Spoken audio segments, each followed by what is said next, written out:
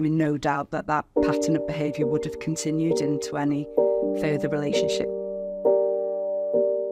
The Independent Domestic Violence Advisory Service is a service that North Wales Police work very closely with, and their role is with regards to supporting domestic abuse survivors.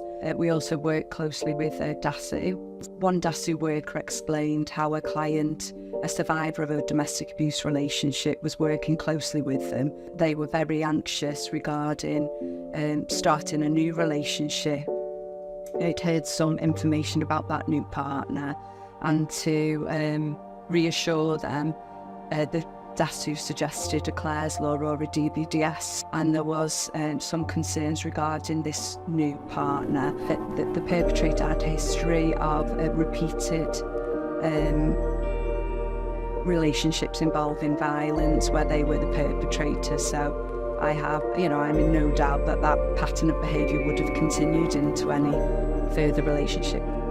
The information was shared with the client regarding the domestic abuse history, and that then gave them the confidence to look at ending the relationship to safeguard them and also their children before that relationship developed further and they actually become a victim of violence. Often, once the disclosure is given regarding significant concerns with regards to a perpetrator having a propensity to violence, that they end the relationship very quickly and are able to safeguard themselves, children, and move on.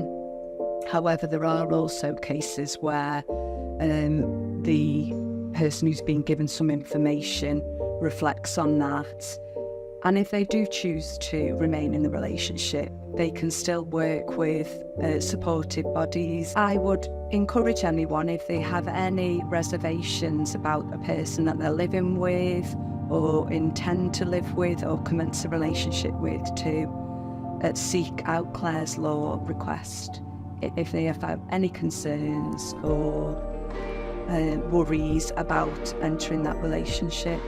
I would also encourage people who are in existing relationships, and that may be for some time, but they have some warning indicators that it still may be appropriate at that point of the line to do a Clare's law disclosure request.